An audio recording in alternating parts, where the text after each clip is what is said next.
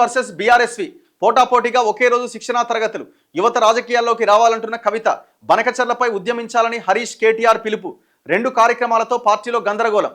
తెలంగాణలో జాగృతి వర్సెస్ బీఆర్ఎస్విగా పరిస్థితి మారింది. 2 పోటాపోటీగా శిక్షణా తరగతులకు సిద్ధమయ్యాయి. ఒకే రోజు జాగృతి బీఆర్ఎస్వి కార్యక్రమాలు నిర్వహిస్తున్నాయి. అన్నా చెల్లెళ్ల సవాల్ అన్నట్టుగా పరిస్థితి ఉన్నది. జాగృతి సంస్థను కవిత స్థాపిస్తే బీఆర్ఎస్కు అనుబంధ సంస్థగా బీఆర్ఎస్వి ఉన్నది. పార్టీకి కేటీఆర్ వర్కింగ్ ప్రెసిడెంట్. ఇద్దరు కేంద్ర రాష్ట్ర ప్రభుత్వాలపై విమర్శలు చేస్తారా, లేకుంటే ఒకరినొకరు విమర్శనాస్త్రాలు సంధించుకుంటారా అనేది ఇప్పుడు హాట్ టాపిక్ అయిందట. చివరికి వీళ్ళిద్దరు బాగానే ఉంటారు, ఆ జాగృతి వాళ్ళని బీఆర్ఎస్ వాళ్ళని తన్నుకునేలాగా చేస్తారు.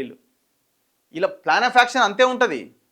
ఇప్పుడు వీళ్ళిద్దరూ వీళ్ళ యొక్క ఐడెంటిటీ క్రైసిస్లో కొట్టుమిట్టాడుతున్న సందర్భంలో తండ్రి నాకు పదవి ఇస్తావా అని తన్నుకుంటున్న సందర్భంలో ఆల్రెడీ ఆయన పదవిలో ఉన్నది కావాలని కోరుకుంటున్నది. ఈ పరిస్థితుల్లో వీళ్ళు ప్రశాంతంగా ఏసీ రూమ్లలో ఉంటారు. ఇటు టీఆర్ఎస్వీనేమో కేటీఆర్ ఊసిగొలుపుతాడు, ఇటు జాగృతిని ఈమె ఊసిగొలుపుతాడు. ఇద్దరు అనుకుంటుంటారు. వీళ్ళేమో మంచిగా తమాషా చూస్తుంటారు. వీళ్ళు వాటాలు సెట్ అయినాక వీళ్ళు అంత సెట్ అయిపోతుంది. మరి ఇప్పుడు ఆమెనేమో ఆమె క్లియర్గానే ఉన్నది. నేను పదవి ఇస్తే నా పైసలు అంతా సెట్ అయితే నేను వస్తా, లేదనుకో నిన్ను ఖతం చేస్తుంది కేటీఆర్ని. దాంట్లో అయితే డౌటే లేదు. కేటీఆర్కి కవితకి పోటీ పెడితే కేటీఆర్ని 100% ఖతం చేస్తుంది, డౌటే లేదనలా. ఆ స్థాయి ఉన్నది. కాకపోతే ఆమె రాజకీయంగా తెలంగాణలో నిలబడడానికి అసలు అవకాశం లేదు, అది వేరే విషయం. పొలిటికల్గా ఆమె సాధించేది ఏముండదు, కానీ తన కుటుంబాన్ని తన పార్టీని ఖతం చేయడంలో మాత్రం 100% సక్సెస్ అవుతుంది. మీరు చూడండి.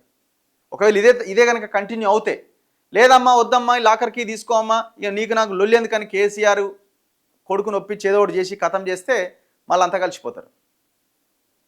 ఇప్పుడు కేటీఆర్ది ఏంటంటే ఆయన ఆడ ఉండి తేలుతుండే గాలిలో ఈ పార్టీ మొత్తం నాదే, నెక్స్ట్ నేనే ముఖ్యమంత్రిని అనే రేంజ్లో తిరుగుతున్నాడు ఆయన.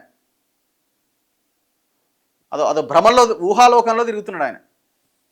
కానీ ఆయన వల్ల కాదు. మొన్న కూడా అన్నాడు కదా, జనాలు తప్పు చేసిరు, బిర్యానీ కోసం ఆశపడి అన్నం వదులుకున్నారని.